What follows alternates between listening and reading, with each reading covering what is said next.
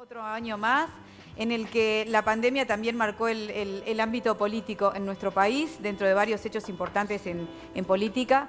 Entre otras cosas, se confirmó la realización del referéndum por 135 artículos de la Ley de Urgente Consideración, que tendrá lugar el próximo 27 de marzo de este año. Son varios los temas que vamos a abordar a partir de este momento, porque hemos invitado a Alejandro Guedes, que él es politólogo. Bienvenido, Alejandro.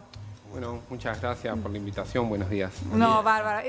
Hay muchos temas para charlar en el día de hoy y con referencia a la política. Podemos hablar de la gestión de gobierno, podemos hablar de la oposición, podemos hablar de los vínculos que hubo entre oposición y gobierno.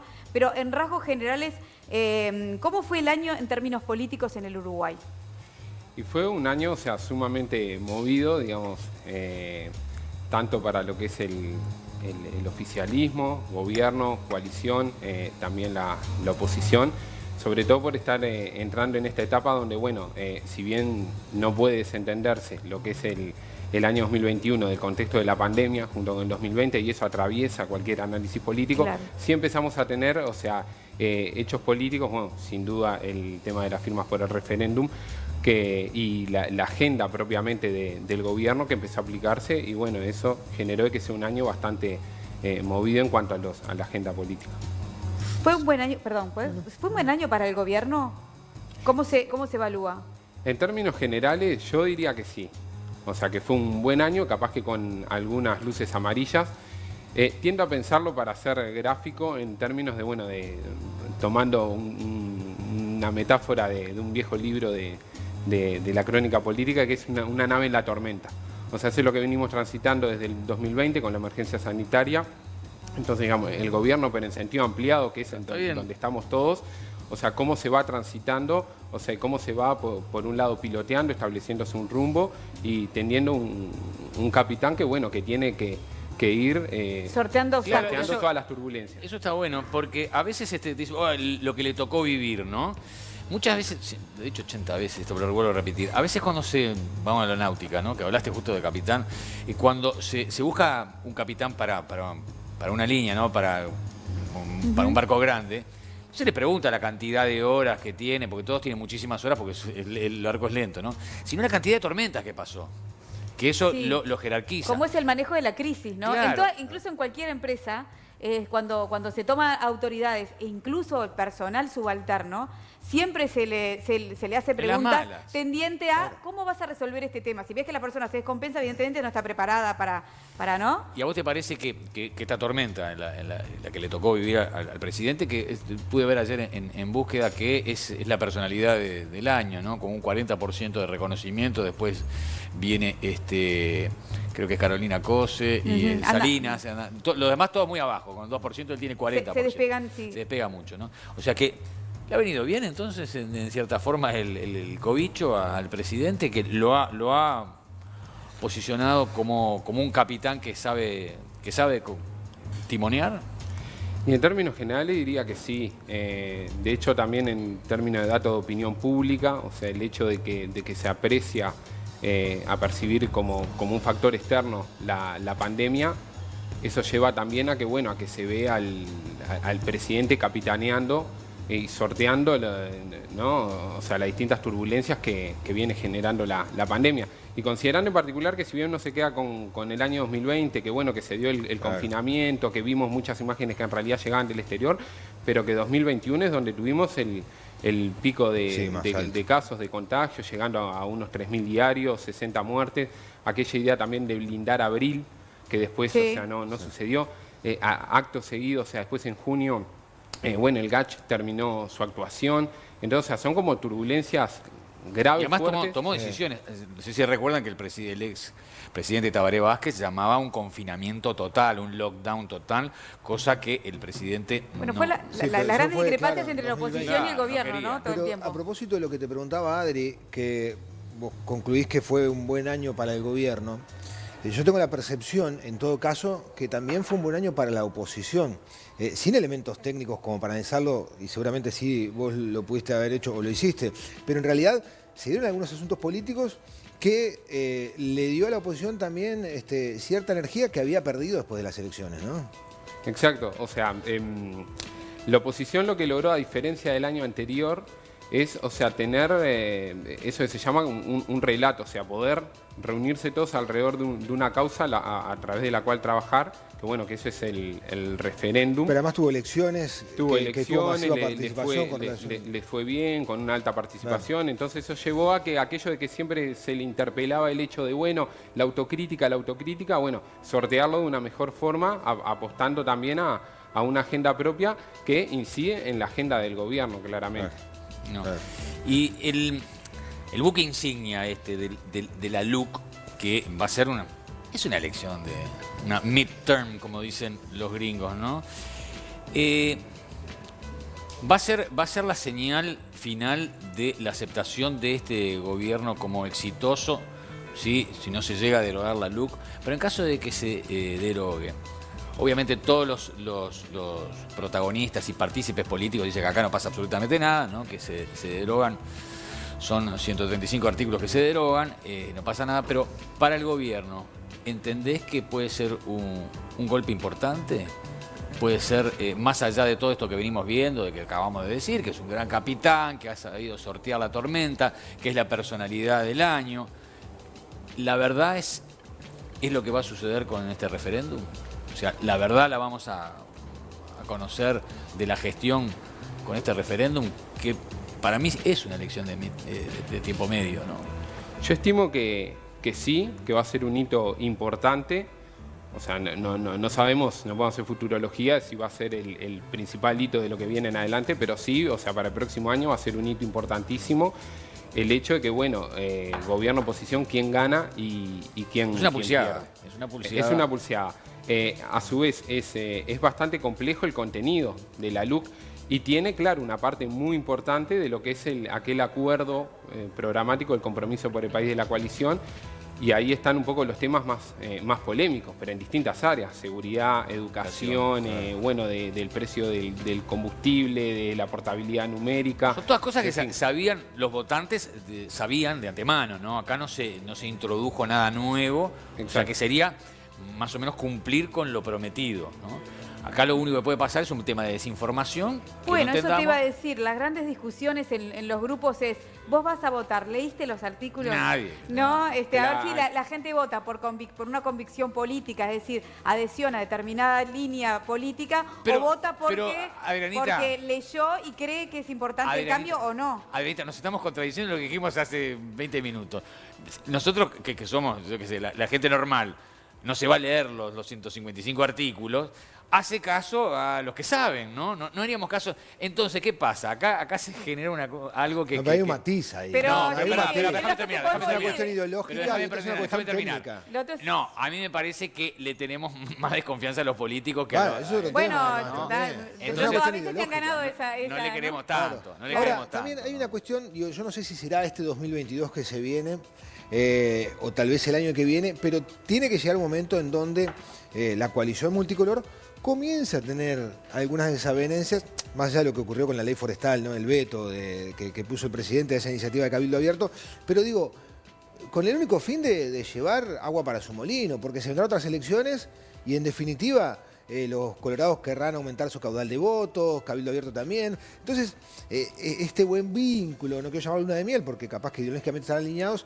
¿Hasta cuándo crees que se va a sostener? No, bueno, pero está el tema del veto de la ley forestal, pero me parece que las diferencias comenzarán a ser notorias en algún momento.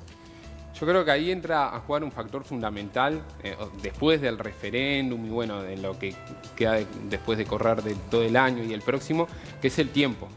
O sea, el tiempo es un factor fundamental en lo que refiere a la coordinación de la coalición.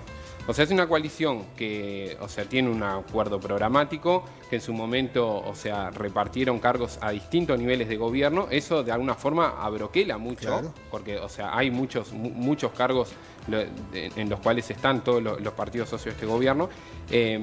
Pero después llega un momento donde cada uno quiere incidir con su propia agenda. Claro. Porque, o sea, en sí hasta ahora la mayor parte de la legislación que pasa es la que promueve el Poder Ejecutivo.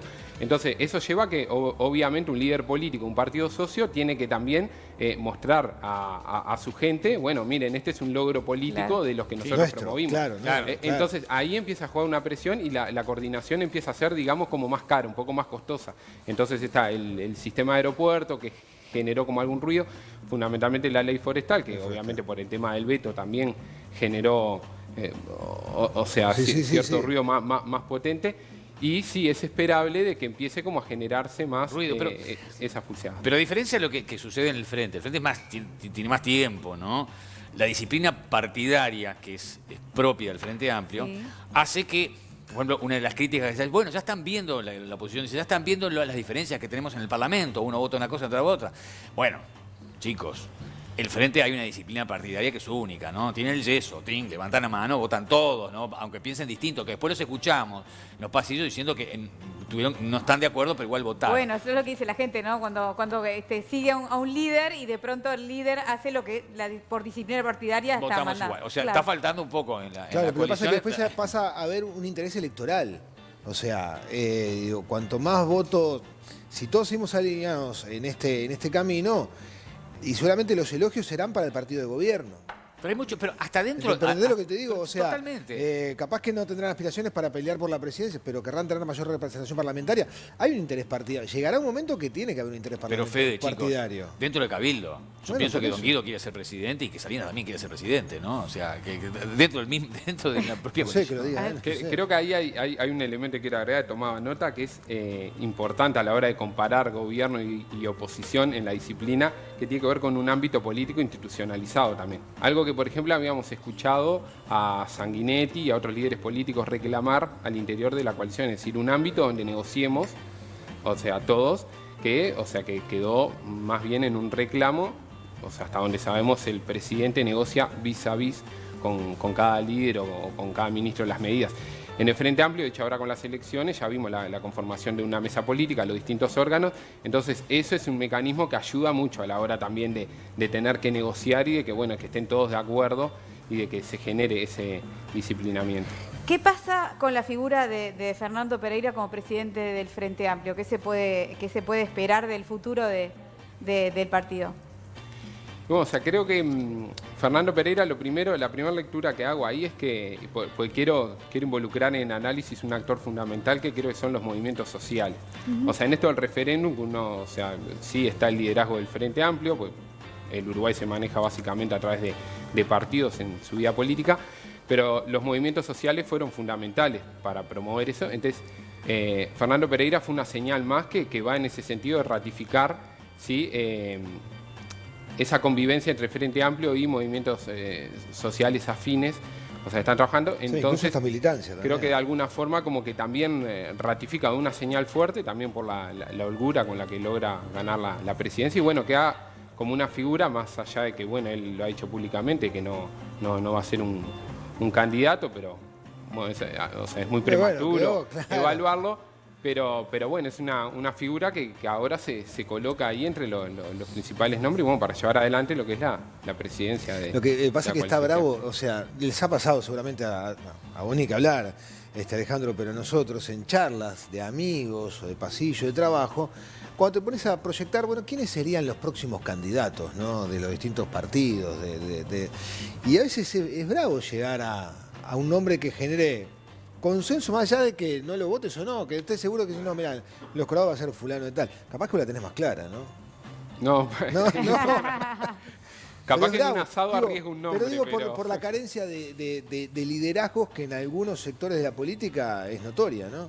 O sea, los liderazgos o sea, que tenemos todos sobre el tapete, bueno, es lo que vemos más, o sea, a nivel público, que no sé, en el frente, por seguir con el tema del Frente Amplio, Carolina Cose, Yamandu Orsi, o sea, creo que va por ahí, capaz que, bueno, Mario Vergara se podría estar posicionando bien después de la lectura que uno puede hacer de las elecciones dentro del Frente Amplio. Alejandro, ¿te parece que, viene un calentito, el aumento del impuesto, de lo que fue la contribución inmobiliaria junto con los servicios en Canelones, ese aumento que fue bastante importante, ¿eso te parece que afecte la carrera que obviamente está llevando Yamandu Orsi para llegar a la presidencia? Y eso habría que ver qué impacto tiene, digamos, a nivel después de opinión pública. O sea, Canelones es un foco importante, ¿no? O sea, hasta ahora lo que vimos fueron repercusiones, yo lo vi a nivel de redes sociales, bastante fuertes, sí, obviamente. Pero claro, que afecta a digamos, capaz que a un electorado que está en Canelones, en una proyección más nacional. Después hay que ver cómo eso lo capitaliza, por ejemplo, blancos, colorados, como tomándolo como un tema, decir, bueno, pero miren, o sea, ¿qué es lo que está pasando con esto? Mucho votante Canelones, ¿no? Claro, sí, sin duda, sin duda. Ahora, también hay que ver en qué momento se provoca, digamos, entre comillas, conflicto, ¿no? Si es cerca de una elección o no. Si ello influye, eso porque, es clave, porque vos eso es decís, clave. pasa ahora y de pronto, dentro de uno o 2 años, Nos recontra olvidamos. por eso, ¿qué tanto nos Tenemos queda, frágil memoria. nos queda instalado, ¿no? Tenemos frágil memoria, sí. Bueno, lo mismo pasa, supongo, cuando son las promesas electorales que llegados los meses previos, abundan. Totalmente. Abundan y es como el gran llamador, Adriana, por supuesto. La culpa la tenemos nosotros. Nosotros no exigimos a nuestros gobernantes lo que nos prometieron en campaña. ¿No? Pero siempre hay excusas que no se pudo por No tal se cosa. pudo por tal cosa, otra. pero tú me dijiste esto, no lo seguimos, eso es lo que nos pasa, ¿no? Desde la promesa y la lista sábana, ¿no? Esa es otra cosa, Alejandro, que también sería interesante cambiar, ¿no? Termina gente en el Parlamento que ¿quién es? No, bueno, lo que pasa es que ni sabés a quién está No sabés a quién está Hay votando. una cosa que es interesante también, vos mencionabas respecto a lo que tiene que ver con lo que fue el vínculo, la elección de Fernando Pereira y las organizaciones sociales. El rol de los sindicatos, el rol del PIT-CNT, el vínculo con el gobierno, la conflictividad que hubo, irá en aumento conforme se acerquen las próximas elecciones. ¿Entendés que está jugando también un rol político importante en este sentido? Juega un rol político fundamental, conflictividad en mayor o en menor nivel siempre lo ha habido, se va a aproximar, claro. o sea, no sé, en el caso de los públicos, una rendición de cuentas Claro. y lo va a haber, consejos de salario de las distintas ramas y va a haber conflictividad en mayor o menor medida. Así que eso creo que es natural dentro del proceso político democrático. Lo que sí que el referéndum, en cierta forma, también puede ser un factor importante en ese aspecto, o sea, para atemperar algún tipo de conflictos sindicales, porque claro, va a dar como más legitimidad para un lado, o sea, pro reformas o claro. a la inversa de las reformas, pero sí puede ser un factor clave, teniendo en cuenta también de que hubieron una serie de elecciones donde, bueno, son las gremiales las que participaron y también se dieron ciertos triunfos de gremios más, o sea, digamos que tienen más simpatía con la oposición, entonces como que eso también Claro. va como contrabalanceando Sí. eso. Son pocos los gremios que no tienen simpatía con la oposición, ¿no? ¿Cuál tiene más afinidad con el oficialismo de los gremios? Sí, ahí el policial, nada más, se me ocurre, ¿no? Bueno, Puede no sé. ser y está por ahí nomás. Y hasta por ahí nomás. Hasta por ahí ¿no? nomás por algunas decisiones, ¿no? Que esperaban algunos cambios y en definitiva no se dieron, pero sí tiene razón Fablet, que no son todos. Claro, sí. O sea, uno lo va midiendo en función, o sea, no podría tipo Claro. Marcarlo, decir ¿no? uno, sí, Son uno, cuestiones que... pero en función de cómo se plantan frente a determinados temas, qué opinan sus representantes frente a los temas de la agenda pública, entonces ahí, bueno, se ve si están más alineados o no con las preferencias. No hablamos nada de las elecciones del BPS. Bueno, es que No. ya me están Pero diciendo la que, última, ya me están diciendo que redondee, pero No, dale, no, dale, la dale, última porque- para el porque final. ¿A vos qué te hubiese, digo, a nivel de análisis político, qué hubiese sido, haciendo un poco de futurología, no haber llegado a las firmas para el referéndum y que quedara por allí, o que ahora, para la oposición, o que ahora el referéndum no se consiga tampoco derogar la ley? ¿Cuál de las dos instancias para la oposición sería mejor?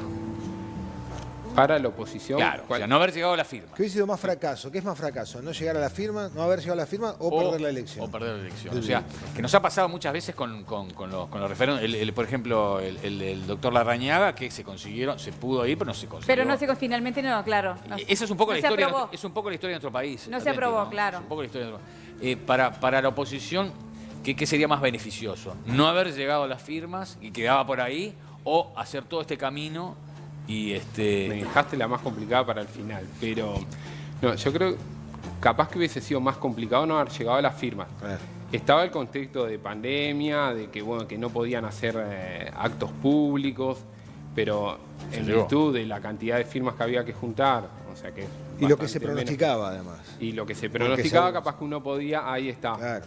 Ahí uno podía decir, bueno, si no se llegó, de hecho no iba a ser la primera vez también en los Claro. antecedentes que hay hacia atrás de que no se llegue. Quedaba como por a la esa. fin. Ahora tenés todo un tiempo de Claro. seguir trabajando, digamos, claro. Entonces, Exacto. Ay, bueno, Muy bien. tenemos muchas cosas para seguir charlando contigo. Bueno, la interna del Frente Amplio, ¿no? Lo que supone la suba del Partido Comunista, la baja un poco del MPP. Bueno, nos juntaremos más adelante si aceptás la ¿podés invitación. venir? ¿Vos podés seguir viniendo? ¿Podés seguir viniendo? Pues somos pocos. Bueno, dale, Alejandro Guedes, politólogo. Gracias, Un placer Alejandro. charlar Gracias, contigo. Muchísimas gracias, Gracias, feliz año. Bueno, Igualmente. Qué joven, amor. ¿Viste? Qué bueno que haya politólogos jóvenes, que dejemos allá. Hay unos cuantos, que sí. se esté renovando eso, que haya una visión de chicos jóvenes de la política y no sean los gerontes de siempre, ¿no? De verdad, ¿no? Bueno, lo que pasa es que la Con política todo el también- respeto a los gerontes, ¿no? Ay, por las dudas, está bien. Dale. Bueno, gracias, Alejandro. Gracias.